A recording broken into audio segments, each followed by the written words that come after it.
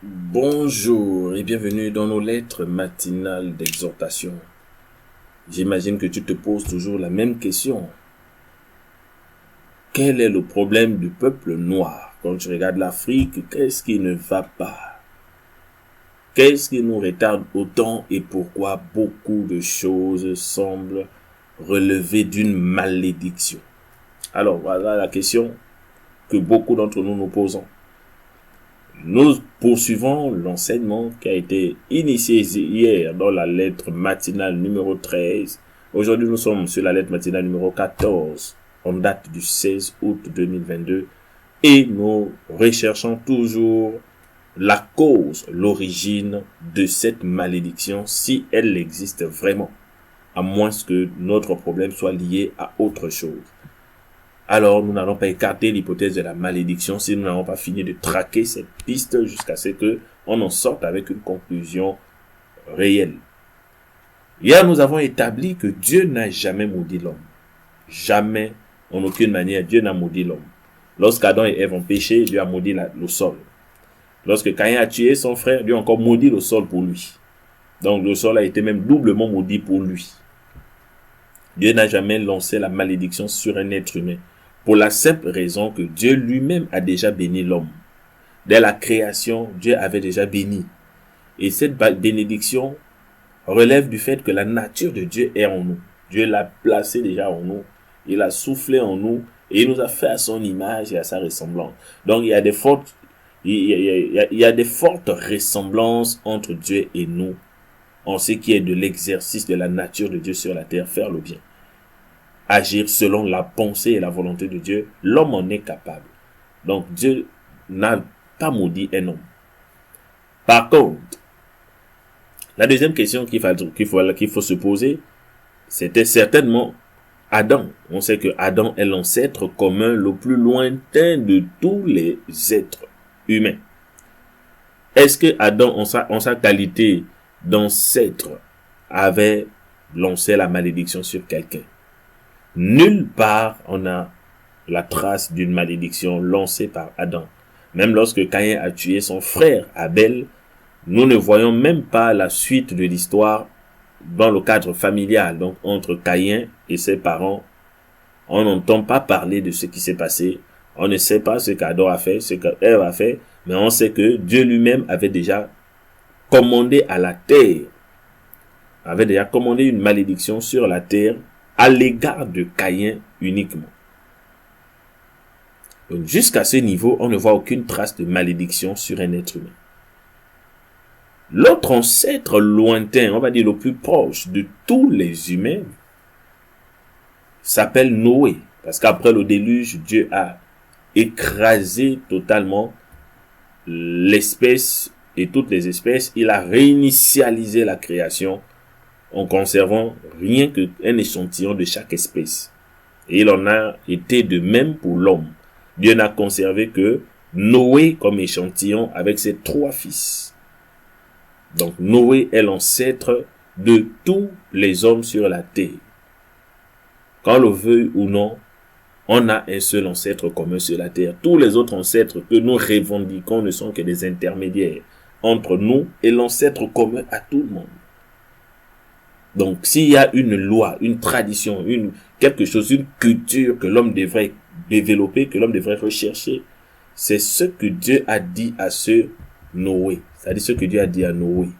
Ça devrait être la culture la plus répandue sur la terre aujourd'hui, parce qu'on sait qu'il est notre ancêtre. Alors, est-ce qu'une malédiction se serait échappée de la bouche de Noé à l'égard d'un être humain? Ça, c'est l'histoire que tout le monde connaît. Alors, dans le livre de Genèse, au chapitre 9, verset 1er, la Bible dit ceci. Dieu bénit Noé et ses fils et leur dit, soyez féconds, multipliez et remplissez la terre.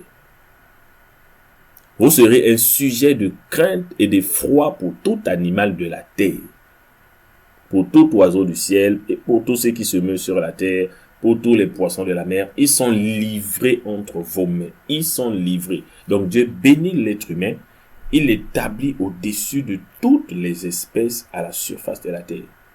Il les livre entre les mains de Noé et ses fils.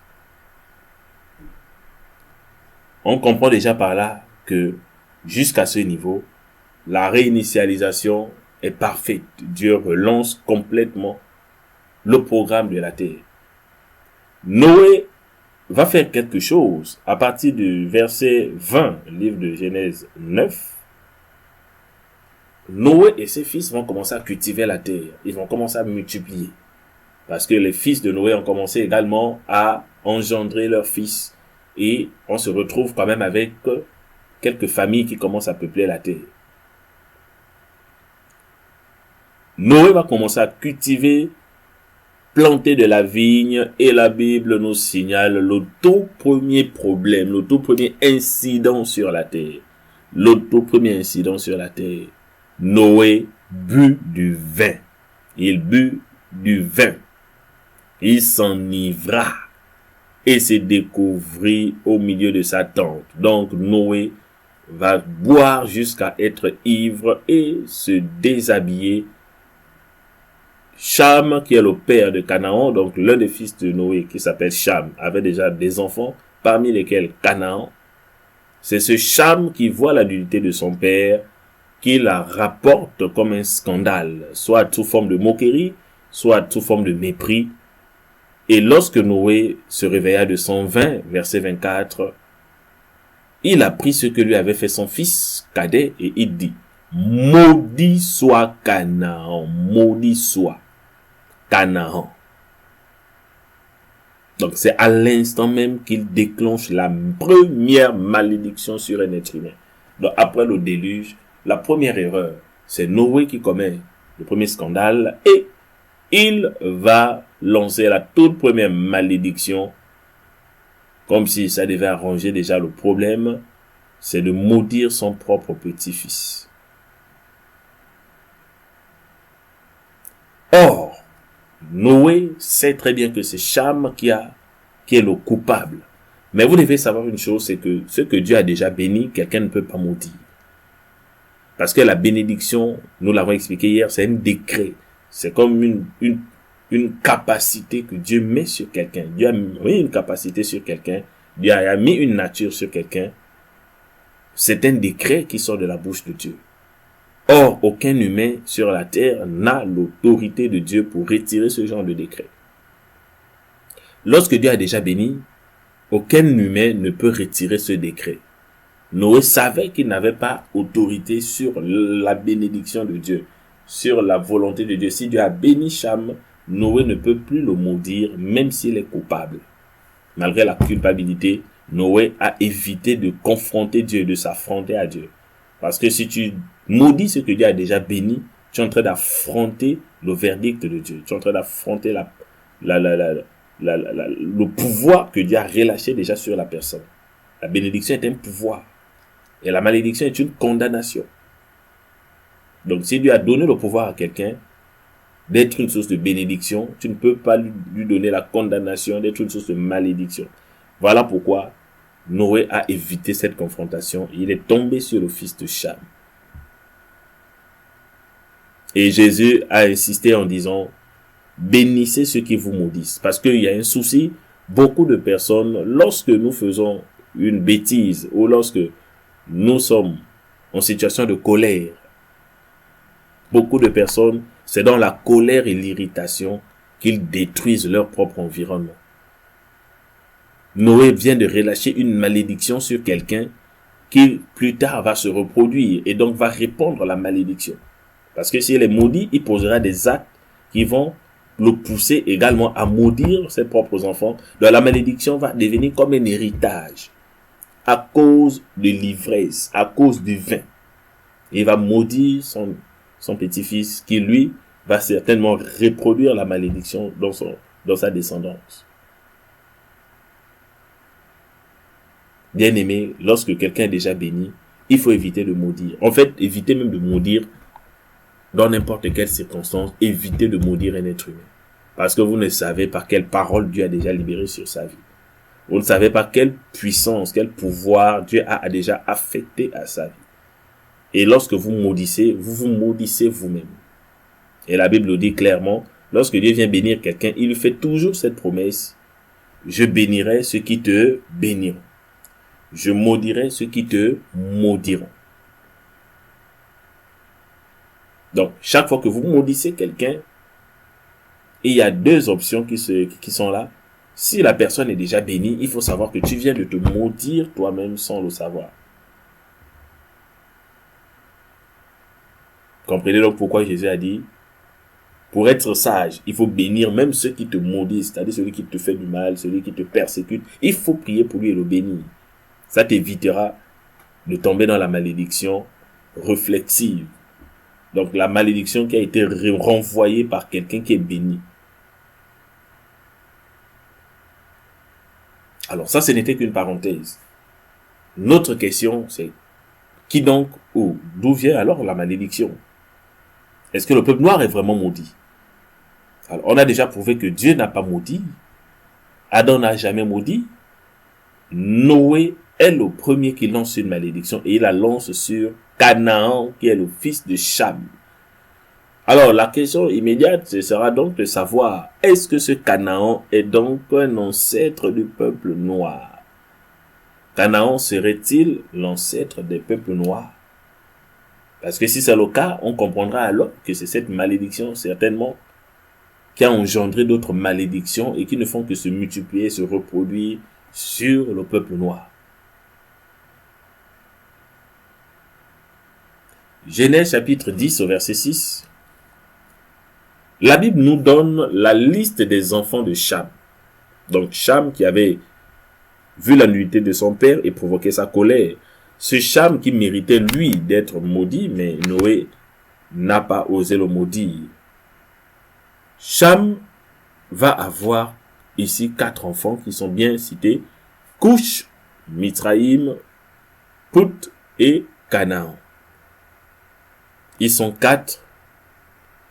Et parmi les 4, il y a un qui a déjà pris la malédiction. Donc les 3 autres n'ont pas pris de malédiction. Et donc, est-ce que le peuple noir se retrouve dans le 4e qui a pris la malédiction? C'est cette réponse qui détermine le reste. Alors, si vous regardez la liste des enfants de Cham, vous allez comprendre maintenant que ce n'est pas de Canaan que le peuple noir va découler. Le peuple noir descend de celui qu'on appelle Cush.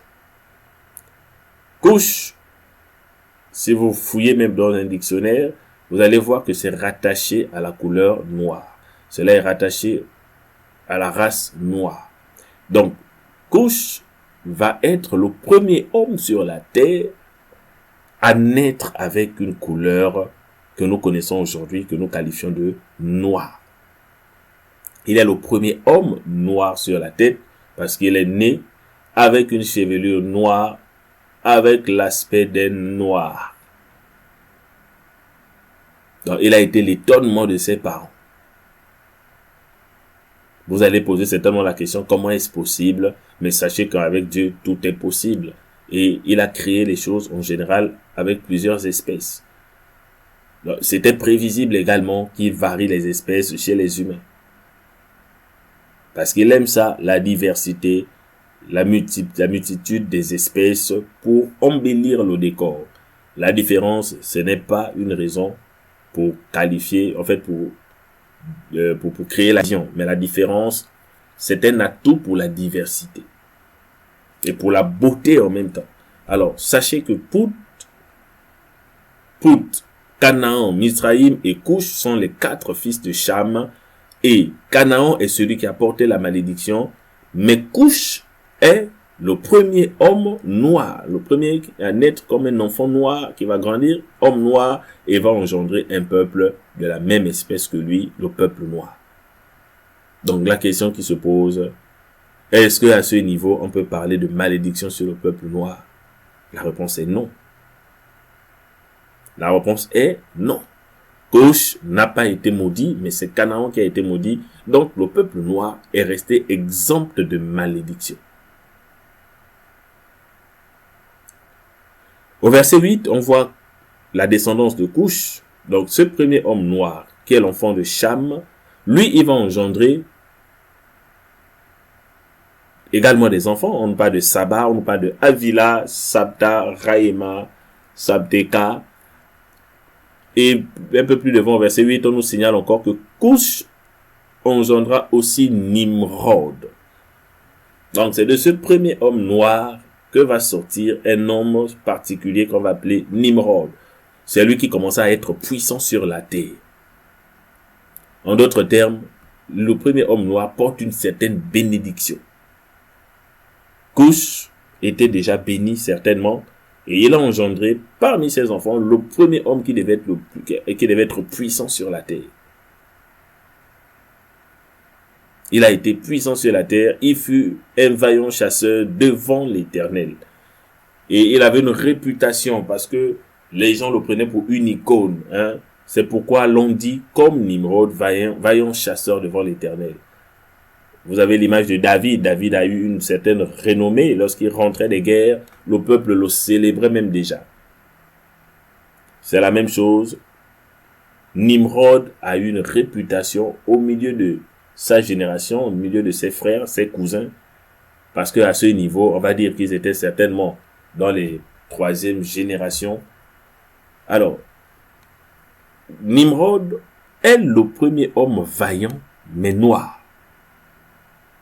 Il est le premier homme parmi les noirs à devenir vaillant et parmi tous les autres d'ailleurs.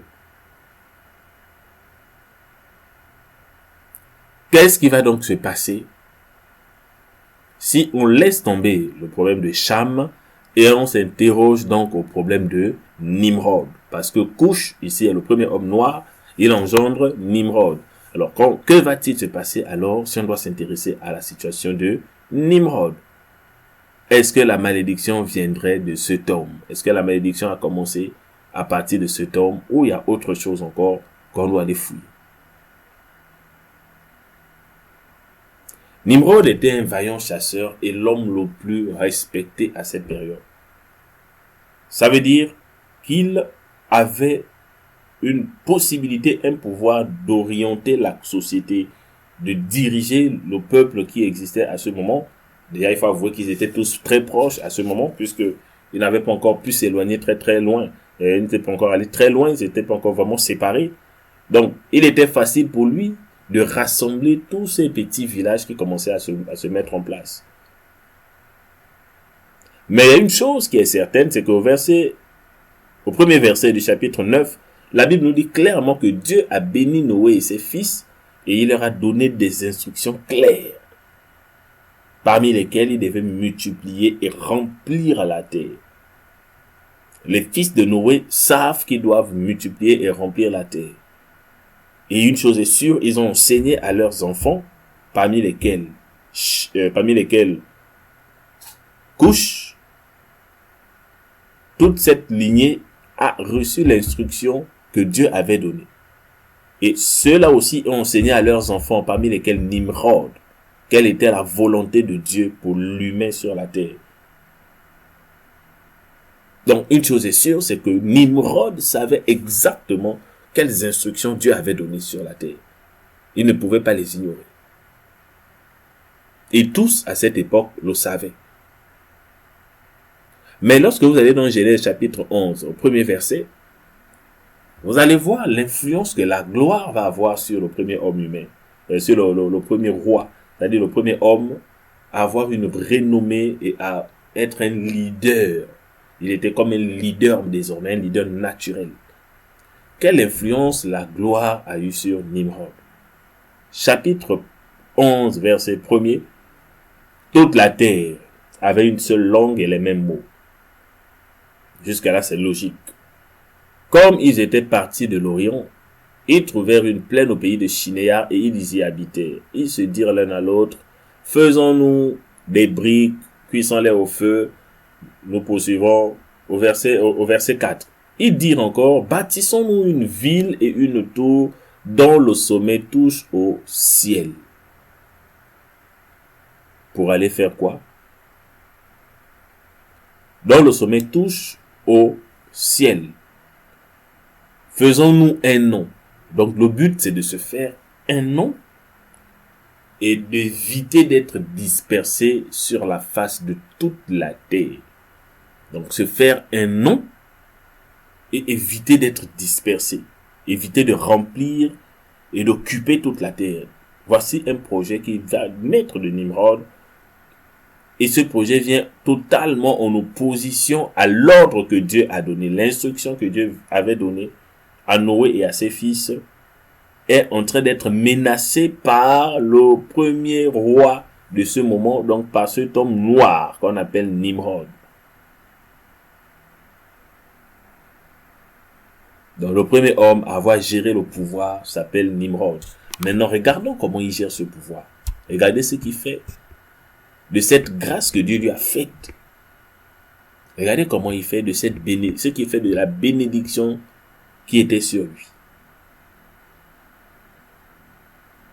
Il décide, parce que c'est lui qui a dû orchestrer, c'est lui qui a dû contrôler ce projet, étant donné qu'il était le roi ou celui qui rassemblait, qui régnait, on va dire, sur tous ces villages à ce moment. Donc s'il a pu rassembler tous les hommes au même endroit, il n'y avait que lui pour pouvoir piloter ce projet. Un tel projet, avec l'ambition prononcée de bloquer le projet de Dieu, de s'opposer à ce que Dieu a donné comme instruction.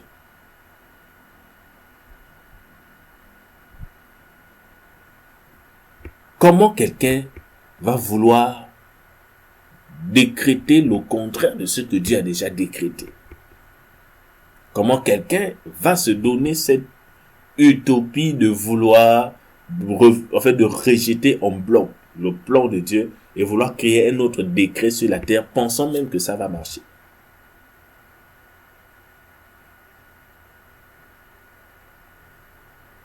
Donc voici ce qui va se passer avec l'homme qu'on appelle Nimrod. Le premier pouvoir sur la terre, il était entre les mains de ce Nimrod, un représentant du peuple noir.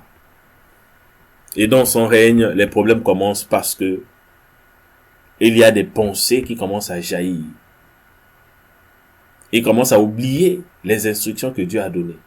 Il commence à oublier qu'il faut opérer avec Dieu. Il faut coopérer avec Dieu lorsqu'on a le règne, lorsqu'on a le pouvoir, lorsqu'on a la possibilité de gérer la terre, de gérer quoi que ce soit sur la terre.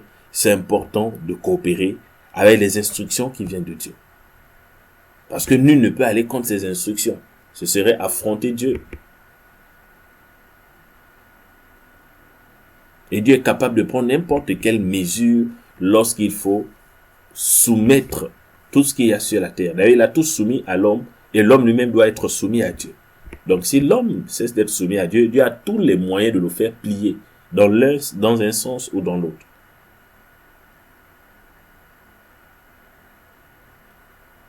On ne cherche pas à régner, on ne cherche pas à dominer juste pour régner. On cherche à régner pour faire appliquer la volonté de Dieu. Parce que la terre appartient à Dieu. Si Dieu veut qu'on la remplisse, il faut la remplir.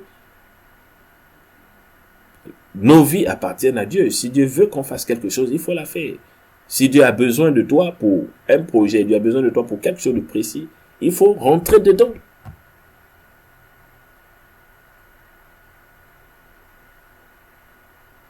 Et Nimrod va lancer un projet comme ça. On ne sait pas si tout le monde a été d'accord avec ce projet, ou il y a d'autres qui se sont certainement opposés. Mais on voit très bien que c'était un vaillant chasseur. Donc ça veut dire qu'à un moment donné, il a même dû certainement user, on va dire, il a dû user certainement de trop d'autorité pour imposer un tel projet. Parce que beaucoup savaient que ce projet ne rentrait pas et ne cadrait pas avec les instructions de Dieu. Sinon, il y a quand même une minorité qui devait le savoir et qui a dû certainement s'opposer. Et Nimrod a maté cette petite résistance qui essayait de lui dire que ça ne vient pas de Dieu. Alors, ils ont lancé le projet et le projet a commencé à prendre de l'ampleur. Le projet a été un succès. Le projet a été un succès. Donc, d'une manière humaine et terrestre, le projet a été un succès parce qu'il avançait dans le bon sens. Malheureusement, Dieu ne pouvait pas laisser cette confrontation durer parce qu'il connaissait les risques qu'il y avait derrière. Donc, voici l'un des problèmes qui va commencer. Et il est important maintenant qu'on se pose la question, est-ce que dans cette affaire, la malédiction va intervenir? Ou la malédiction intervient même déjà? Nous avons défini la malédiction comme étant l'incapacité à se soumettre désormais aux ordres de Dieu. L'incapacité à faire la volonté de Dieu. Donc la persévérance dans cette incapacité. C'est-à-dire lorsque quelqu'un se donne désormais du plaisir à désobéir à Dieu, il est en train de se mettre sur la voie de la malédiction. Et s'il persiste, à partir de ce moment, le malheur va arriver, sinon la malédiction va être lancée sur lui. Et c'est même par là que je vais terminer. Le principe qu'on appelle l'auto-malédiction. Parce qu'en général, Dieu ne maudit pas. Dieu ne maudit pas. Dieu met en place le principe d'auto-malédiction. Ça veut dire que celui qui veut affronter les êtres humains ou qui va affronter les décrets de Dieu, à partir du moment où il va se frotter lui-même à la malédiction, parce qu'il ne pourra jamais y réussir son entreprise. Il ne pourra jamais y aboutir. Et donc la malédiction va être le retour de son aventure. L'automalédiction, c'est le principe inévitable par lequel tu déclenches la malédiction qui va retomber sur toi-même. Parce que comme je disais, Dieu ne maudit pas l'homme, parce que Dieu sait qu'il l'avait déjà béni.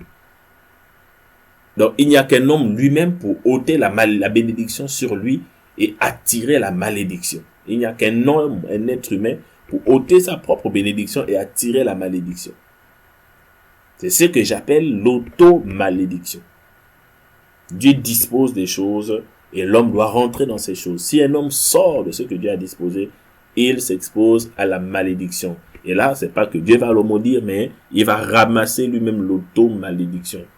Parce que cette malédiction a déjà été disposée.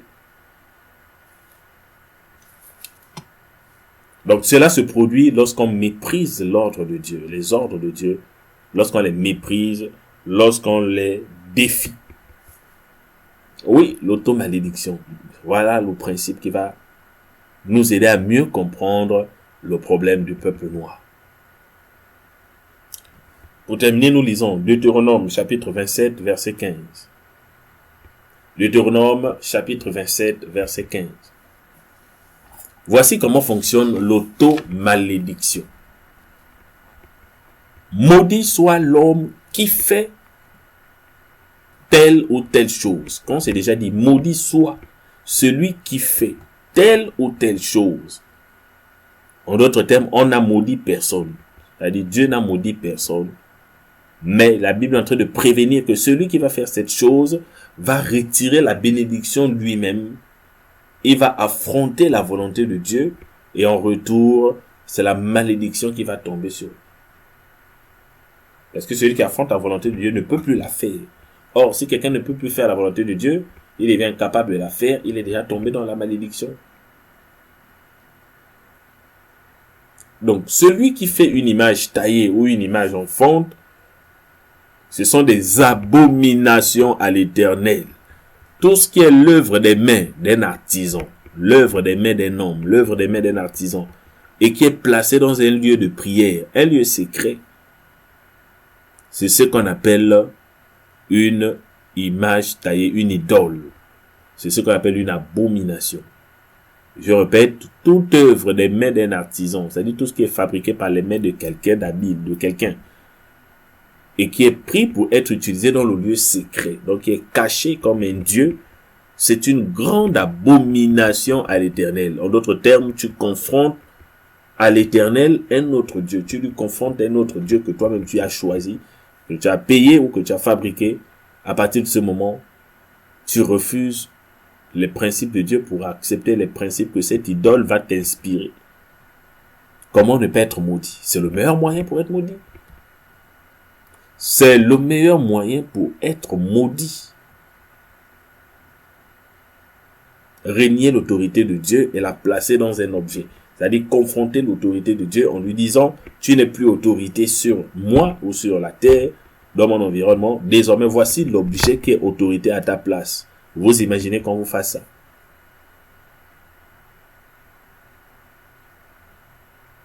Vous imaginez quand vous faites ça? C'est le meilleur moyen pour être maudit. Ça commence par ces choses, les images taillées. Maudit soit celui qui méprise son père et sa mère. Le mépris des autorités naturellement établies. Dieu lui-même est la toute première autorité. Celui qui méprise Dieu, qui confronte l'autorité de Dieu est maudit. Et il en est de même pour le père et la mère. Comme Noé a maudit son petit-fils parce qu'il découlait de son sang, c'est la même chose pour le père et la mère. La malédiction est possible. Maudit soit celui qui déplace les bornes de son prochain. Celui qui agit de manière malhonnête à l'égard de son prochain. Donc il méprise l'égalité dans laquelle Dieu nous a tous formés. Dieu a formé tous les hommes égaux. Et sa nature est en nous, donc nous sommes bénis.